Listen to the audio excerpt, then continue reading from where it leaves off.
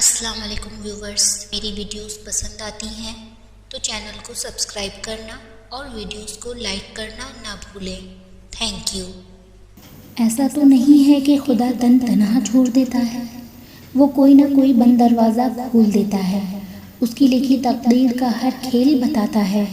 صبر کے کڑوے گھونٹ پر جو خدا کو پا لیتا ہے، جو اس کی ہر آزمائش کو اس کی رضا سمجھتا ہے، پھر مشکلات کے گھیرے میں بھی وہ مسکراتا ہے۔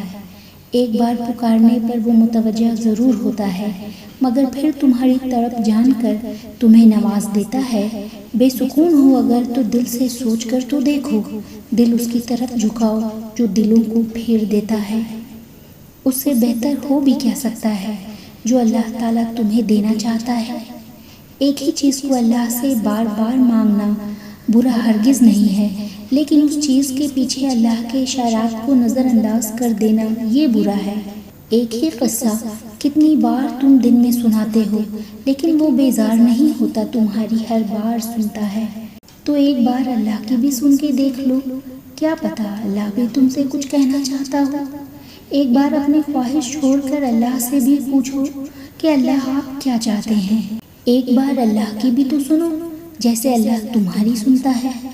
ایک بار ٹھہر کر تو دیکھو، کیا پتا اللہ تمہارے سوالوں کے جواب ہی دینا چاہتا ہو، جس پر تم اکثر کہتے ہو کہ اللہ کا ابھی تک کوئی جواب نہیں آیا، کیونکہ تم اپنی بات اللہ کو بتانے میں اتنے مگن ہو جاتے ہو کہ اللہ کی تو سنتے ہی نہیں۔ جب اپنی جان سے پیاری چیز اللہ کے لیے قربان کر دی جاتی ہے تو اللہ اس قربانی کو سنبھال لیتا ہے تمہاری امانت کے طور پر، کیونکہ اللہ چھینتا کچھ بھی نہیں ہے، بس آزماتا ہے کہ آخر میرا بندہ اپنی جان سے پیاری چیز کو پانے کے لیے میری محبت کی بھی قربانی دیتا ہے یا اپنا سب کچھ مجھ پر قربان کر کے میری محبت کا حق ادا کرتا ہے۔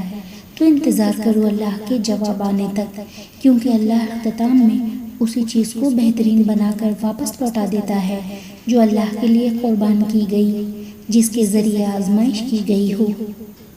دیکھو اے خوبصورت اور پیارے دل، دیکھو اپنی خواہشوں سے ہارے دل، نا امید اور اداس تو مت رہو یوں، تھوڑی سی دیر ہے بس، کوئی محرومی تھوڑی ہے۔ سوچو ذرا، جو تم ایک مدت سے مانگ رہی ہو وہ تمہارے مقدر میں ہی لکھ دیا گیا ہو۔ کیا پتا وہ چیز، وہ خواہش، وہ منزل جو اللہ نے تمہیں تمہاری مرضی، تمہارے منصوبے کے مطابق نہیں دی، وہی چیز اللہ نے ازل سے تمہارے لیے رکھی ہو، مگر اللہ اسے اپنے راستوں تک پہنچائے اور ایسے پہنچائے کہ تم حیران رہ جاؤ۔ تم دعا کی قبولیت کے لیے تو ترستے ہو، مگر دعا کرتے ہی ہو کہ تمہارا دل وسوسوں کا شکار ہو جاتا ہے کہ پتہ نہیں مجھے میری خواہش دی جائے گی بھی کہ نہیں۔ مگر کبھی ایک لمحے کے لیے خود یہ احساس دلایا ہے تم نے، جو تم دن رات کرتے ہو، جو کبھی آنسوؤں میں کرتے ہو، کبھی دکھ اور سسک کے کرتے ہو، وہ دعائیں جس میں تم نے اپنے رب کو اپنی بے بسی اور بے کسی دکھائی ہے۔ اس کے پیچھے اللہ کا بہت پیارا منصوبہ رکھا ہوا ہے تمہارے لیے، تم نہیں جانتے، نہ جان سکتے ہو۔ بات تو صرف اتنی ہے کہ اللہ جو کر رہا وہ تمہیں ایک بہت خوبصورت منزل دینے کے لیے کر رہا، ایسی منزل جس کی خوبصورتی کا تمہیں اندازہ ہی نہیں۔